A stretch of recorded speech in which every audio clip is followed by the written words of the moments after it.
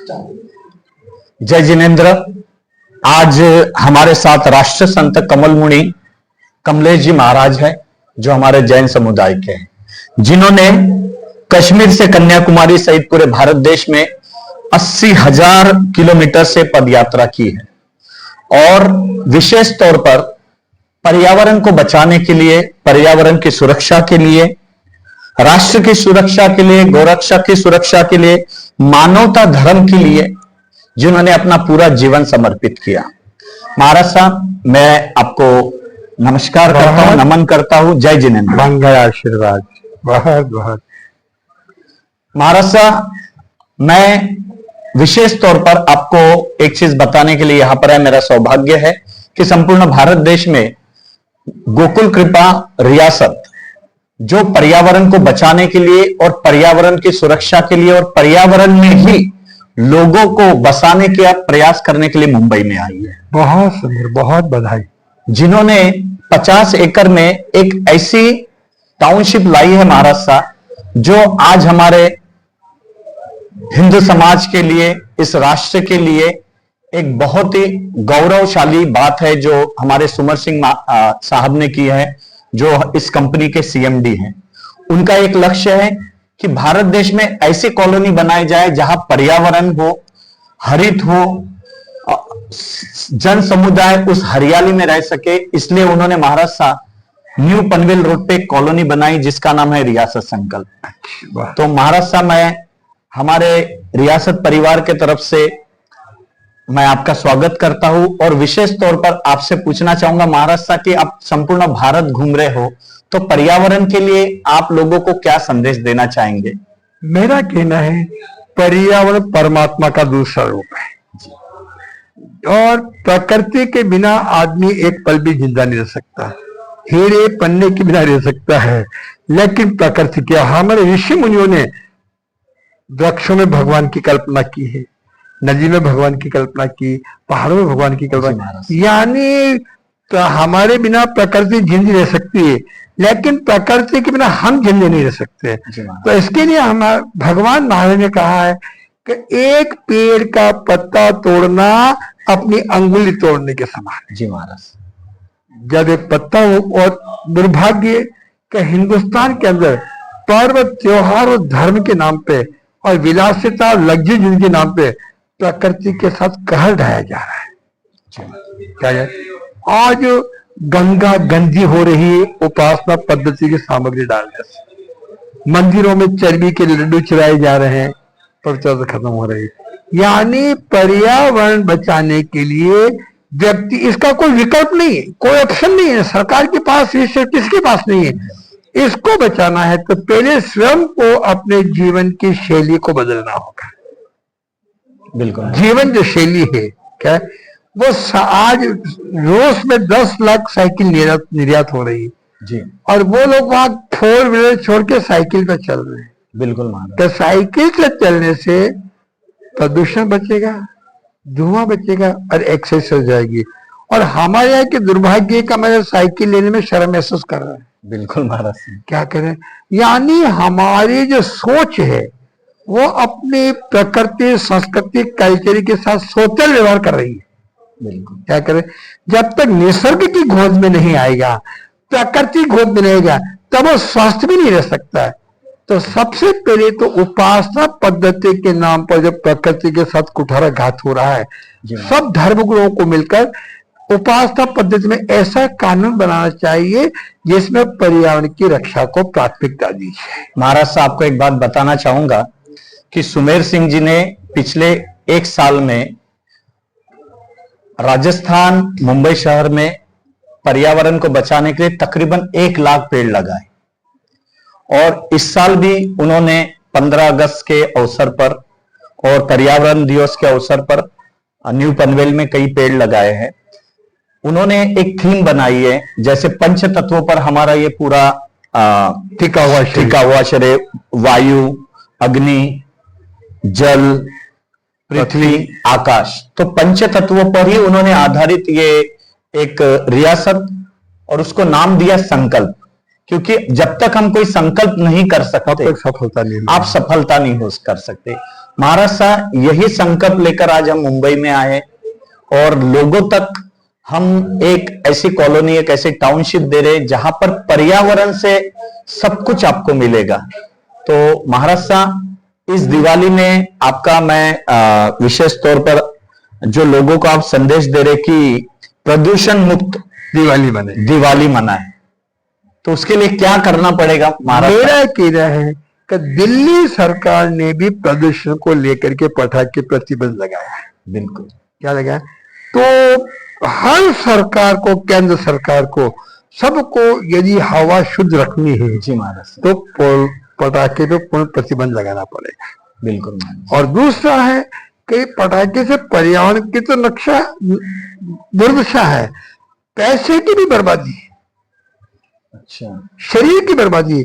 और पटाखे के पर लक्ष्मी भगवान के फोटो आते हैं, यानी अपने हाथ से अपने भगवान के अंदर आग लगा रहे हैं। बिल्कुल महाराज। क्या कर? और आपके जेब में से 2000 का नोट निकाल के फाड़ दे, जला दे, तो आपको कैसा लगेगा? बिल्कुल महाराज। है? तो वो पटाखा भी एक नोट का ही रूप है, बिल्कुल, बिना पैसे आता नहीं है। तो पटाखे में आग लगाना यानी लक्ष्मी में आग लगाने के समान है। बिल्कुल। तो लक्ष्मी का अपमान करना है, उस पर अक्षर लिखे होते हैं, सरस्वती का अपमान करना है और साथ में दुर्गा का भी अपमान करना है। बिल्कुल। तो इससे पटाखे के धमाके से कितनी पक्षियों का गर्भपात हो जाता है, बिल्कुल, मूर्छा खा के नीचे गिर जाते हैं, इंसान बहरे हो जाते हैं। और हार्ट वाले को तो ये जहर के समान है।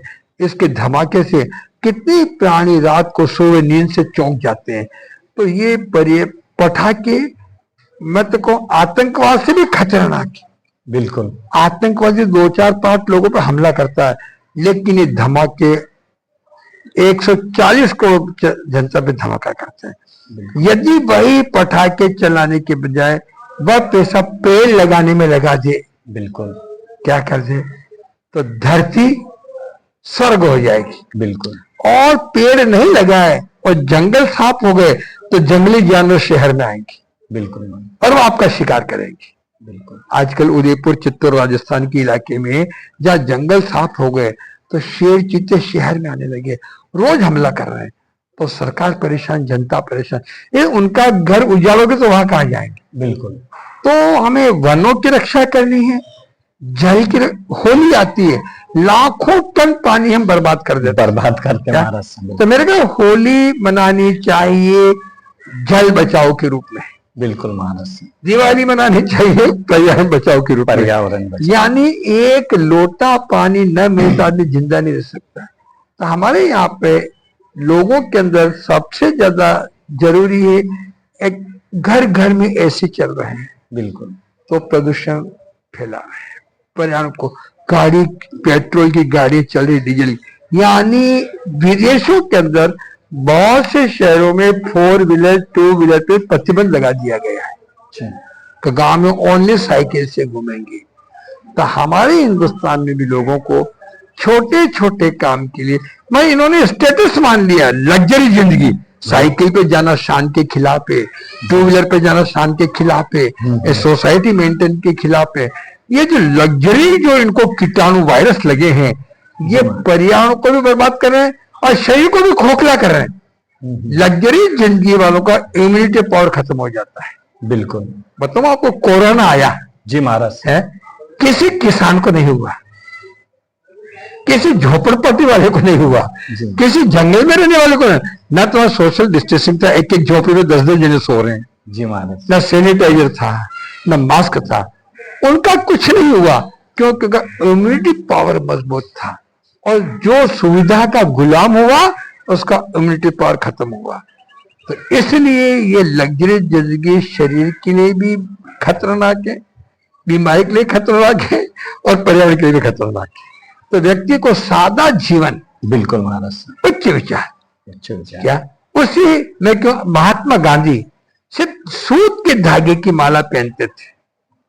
बिल्कुल महाराज। यदि हिंदुस्तान की जनता सोच ले कभी भगवान को भी सूत की माला पहनानी है और सूत की माला से सबका स्वागत किया जाएगा, तो लाखों टन फूल हर दिन बच सकते हैं।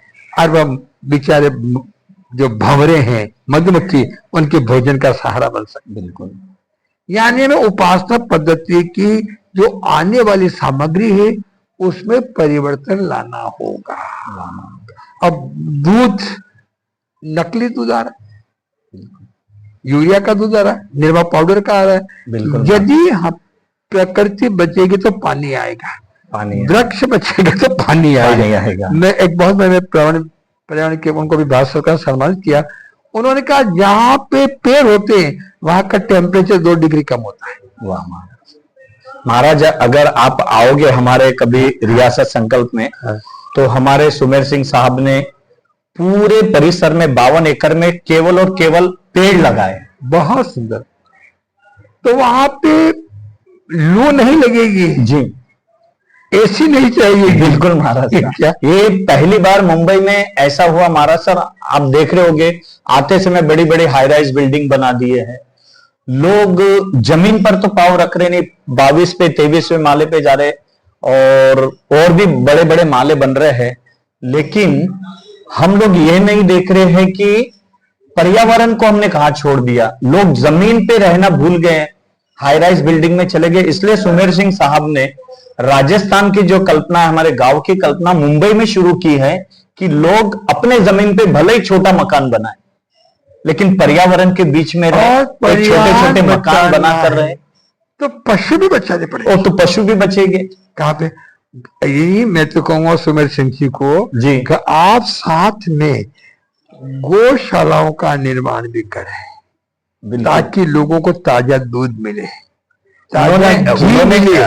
जी महाराज, नहीं तो फिर तिरुपति जैसे 56 भोग सब मंदिर में बनेंगे। क्या बनेंगे? पशु बचेंगे तो भगवान बचेंगे, पशु बचेंगे तो आहार बचेगा, संस्कृति बचेगी, और पेड़ बचेंगे तो पशु बचेंगे, और पेड़ बचेगा तो पानी बचेंगे। तो हमने तो सबसे पहले जो जंगल साफ हो गए जी, जो सब पहाड़ पे आज भी मिली भगत से, आप बुरा ना माने, प्रशासन की मिली भगत से लाखों पेड़ काटे जा रहे हैं जंगलों के। बिल्कुल महाराज। कहां पे? लाखों पेड़, और पेड़ बाहर नंगे हो गए। बिल्कुल। क्या? और जैसे बेटे का पालन करते हैं वैसे पेड़ का पालन करना चाहिए। बिल्कुल महाराज। आज क्या करते हैं, पेड़ लगाया, वापस आकर देखने वाला कोई नहीं। तो पेड़ को जो लगाए वो बड़े होने तक संकल्प में इसकी रक्षा, सुरक्षा और सेवा करूंगा। बिल्कुल महाराज साहब, मैं तो पर्यावरण से पिछले 15 सालों से जुड़ा हूँ बहुत, और हर साल मैं लोगों को कहता हूँ कि आप कुछ दान करने से अच्छा पेड़ दान करो। Very good. और सुमेर साहब भी हर साल लोगों को बुलवा कर, एक जो कॉलोनी रहती, एक जो परिसर रहता, हमने मुंबई में भी अभी हमारे जो रियासत से हटकर बाकी का भी जो हमारे पास परिसर है, हम वहां पर भी जाके पेड़ लगा रहे हैं।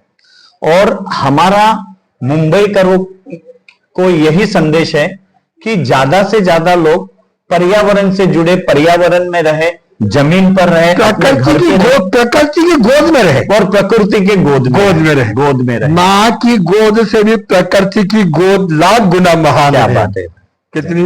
लाख गुना महान। माँ प्रकृति गोद, तो प्रकृति से कटा तो खुद नष्ट हो जाएगा।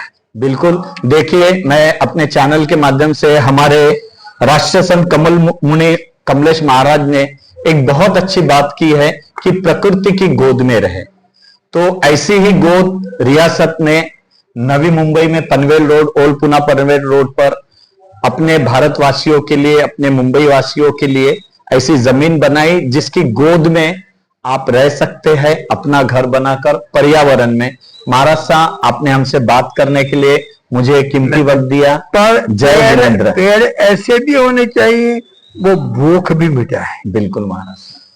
प्यास भी मिटाए, और लोगों को, और शाकाहार अपने आप में औषधि का काम करता है। बिल्कुल महाराज। मेडिकल का काम करता है। तो मेरा आपकी उस संस्था को बहुत बहुत मंगल आशीर्वाद। आपका ये पूरे देश के लिए प्रेरणास्पद केंद्र बने। मैं चाहूंगा इसको आप ज्यादा से ज्यादा पब्लिक इसको देखे, ऐसा हम प्रयास, दिखता है वो बिकता है। बिल्कुल महाराज साहब। तो आपका ये प्रयास चैनल आप ये बन जाए, हमें दीजिए, हम इसको वर्ल्ड लेवल पे पहुंचाने के। बिल्कुल महाराज साहब, आज आपने मुझे अपना आशीर्वाद दिया, मैं तहे दिल से धन्यवाद करता हूँ महाराज साहब। जय जिनेंद्र, हाँ, जय जिनेंद्र।